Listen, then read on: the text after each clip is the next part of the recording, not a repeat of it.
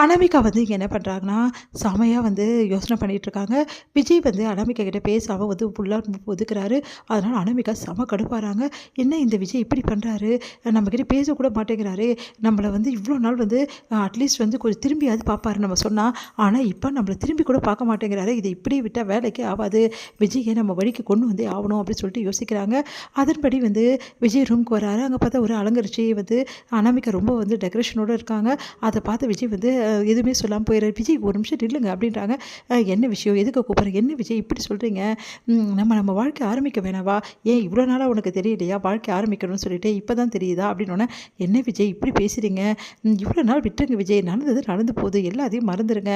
இதுக்கப்புறம் நம்ம வாழ்க்கையை சூப்பராக ஆரம்பித்து நல்லபடி இருக்கணும், நம்மளுக்குன்னு வந்து வாழ்க்கை இருக்கணும், வாழ்க்கை இருக்குது விஜய் அப்படின்னு சொல்கிறாங்க.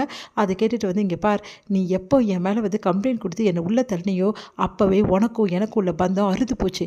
இதுக்கப்புறம் எக்காரணம் கூட என் பேச்சுக்கு வரணும், இதெல்லாம் நமக்குள்ளே நடக்கணும்னு ஆசைப்பட்ட அப்புறம் என்ன செய்வேன்னு எனக்கே தெரியாது. என்ன விஜய் இப்படிலாம் பண்ணுறீங்க? நான் உங்கள் பொண்டாட்டி இல்லையா? நீங்கள் கட்டின தாலி இன்னும் என் கழுத்தில் தான் இருக்குது. இப்போ வரைக்கும் நான் உங்கள் பொண்டாட்டி தான். அதனால் நீங்கள் என் கூட வாழ்ந்து தான் ஆகணும். கட்டாயப்படுத்தி எந்த வாழ்க்கையும் வாழ முடியாது அனாமிகா. நீ கட்டாயப்படுத்தி என் கூட வாழணும்னு நினைக்கிறது ரொம்ப பெரிய தப்பு. அதனால் இதை தயவு செய்து மறந்துடு. இதுக்கப்புறம் எக்காரணம் கொண்டும் உனக்கும் எனக்கும் எந்த வந்து பந்தமும் கிடையாது. இதுக்கப்புறம் நம்ம 2 பேரும் வெளி உலகத்துக்கு வேணால் புருஷன் பொண்டாட்டியாக இருக்கலாம். ஆனால் இந்த ரூம்குள்ளே நீ யாரோ நான் யாரோ, எனக்கு என் பொண்ணு இருக்கா, என் அழகி இருக்கா, எனக்கு அவள் போதும் என் வாழ்க்கையில், வேறு எதுவுமே எனக்கு இடம் கிடையாது. அது மாதிரி ஒன்றை மாதிரி ஒரு பொண்ணு கூட கேவலமாக இருக்கூட நினச்சாவே இவ்வளோ படு கேவலமாக நடந்துக்கிட்டு மறுபடியும் என்கிட்ட வந்து இப்படி எப்படி பேச தோணுது உனக்கு? ஏன்னா நான் அவங்க பொண்டாட்டிங்க, எக்காரம் கூட உங்களை விட்டு தர மாட்டேன். இதே மாதிரி எப்போ பார்த்தா சொல்லிகிட்டே இருப்பியா? நான் அப்படி விட்டு தராதவ என்னை ஜெயில் கம்பி என்ன வச்சுருக்க மாட்டேன். எனக்கு என்ன ஆச்சோன்னு சொல்லி பதறியிருப்பேன். ஆனால் உனக்கு அது பதட்டம் ஏதாவது இருந்ததா? நான் என்னை அடித்தாங்களா, செஞ்சாங்களா, அங்கே என்ன பண்ணாங்க, ஏது பண்ணாங்க, எதையாவது ஒன்று யோசிச்சியா? வீட்டில் ஜாலியாக இருந்துக்கிட்டு கதை அடிச்சிட்டு இருக்கியா? எனக்கு வந்து அழகை கண்டு இல்லைன்னா இந்நேரம் வந்து நான் வெளியவே வந்திருக்க மாட்டேன். அவள் தான் உன்னை தூண்டி விட்டு இந்த மாதிரி பண்ண வச்சா. அந்த குழந்தை இன்றைக்கி எனக்கு வந்து என்னோட குழந்தையா எனக்கு செய்ய வேண்டியது எல்லாமே அழகாக செஞ்சுட்டா. நான் தான் அப்பாவா அந்த குழந்தைக்கு செய்ய வேண்டியது எதுவுமே செய்யாமல் விட்டுட்டேன். ஆனால் இதுக்கப்புறம் இப்படியே இருக்க மாட்டேன். இதுக்கப்புறம் எனக்கு அழகு மட்டும்தான் முக்கியம். நீ எனக்கு தேவையே கிடையாது. மரியாதையாக இங்கே எடுத்து உன்னை பார்த்தாவே எனக்கு கோவமா வருது. உன்கிட்ட நிற்கக்கூட எனக்கு பிடிக்கல, கூச்சமாக இருக்குது. நீ எல்லாம் ஒரு ஜென்மம் அப்படி சொல்லிட்டு அங்கேருந்து போகிறாரு. அதை கேட்டு அனாமிகாவுக்கு தாங்கிக்கவே முடியல. செம்ம கடுப்பாறாங்க. அப்படியே எல்லாத்தையும் போட்டு உடைக்கிறாங்க.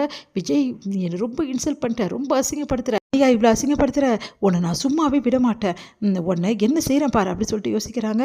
இங்கே வந்து என்ன பண்ணுறாரு, நம்ம சூர்யா வந்து எப்படியாவது மகாவை சமாதானப்படுத்தணும்னு சொல்லிட்டு நிறைய விதங்களை முயற்சி பண்ணுறாரு.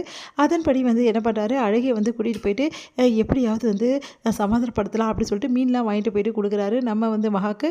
மகா வந்து அழகிக்காக தான் சமைச்சிருக்கேன் அப்படி சொல்லிட்டு சந்தோஷமாக வந்து கொடுக்குறாங்க அழகிக்கு. அழகி வந்து எனக்கு மீனே பிடிக்காது, அப்பா தான் வேணே மீன் வாங்கினாரு, எனக்கு தெரியாதுமா அப்படின்றாங்க. அதை கேட்டு வந்து செமையாக டென்ஷன் ஆகிறாங்க மகா. மீன் வேணும்னே வாங்கிட்டு வந்து அழகிக்காகன்னு சொல்லி என்னை ஏமாத்துறீங்களா அப்படின்னு சொல்லிட்டு சண்டைக்கு ஓடி வராங்க. ஐயோ என்னை விட்டு மகான்னு ஓடி போகிறாரு. இதை பார்த்த கோடீஸ்வரி வந்து, என்ன மகா இதெல்லாம், மாப்பிள்ளைக்கிட்ட ஏன் இப்படி நடந்துக்கிற, பின்ன என்னம்மா என்னதான் நினச்சிட்டு இருக்காரு அவர் மனசில் அப்படின்னு. போதுண்டி நிறுத்திடி, ரொம்ப தான் ஓவராக போயிட்டுருக்க வர வர, எப்போ பார்த்தாலும் வந்து சூர்யாவை இப்படி வறுத்து எடுக்கிற, நீ பண்ணுறது கொஞ்சம் கூட சரியில்லை மகா சொல்லிட்டு ஐஸ்வர்யா சொல்கிறாங்க.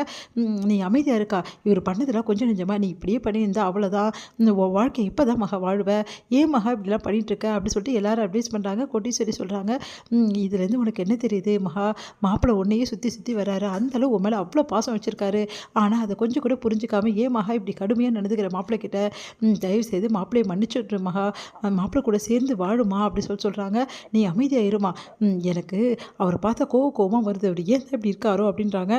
இங்கே பாரு, எல்லாம் மாப்பிள்ளை எதுக்காக செய்கிறாரு, உன் மேலே பாசத்துக்காக தானே செய்கிறாரு, உன்னை சுற்றி சுற்றி ஏன் வராரு, நீ இப்படி பண்ணுறதுல போடி, நீயும் வேணாம், உன்னோட எதுவுமே எனக்கு தேவையில்லை அப்படி சொல்லிட்டு போகிறதுக்கு எவ்வளோ நேரம் ஆக போகுது, அவர் உனக்கு கெஞ்சி நிற்கிறாரு, அப்பப்போ வந்து உனக்காக பார்த்து பார்த்து உருகி உருகி செய்கிறாரு, இதெல்லாம் உன் மேலே வச்ச அன்பு தான் காரணம் மகா, தயவு செய்து புரிஞ்சுக்கோன்னு சொல்லிட்டு ஐஸ்வர்யா அட்வைஸ் பண்ணுறாங்க.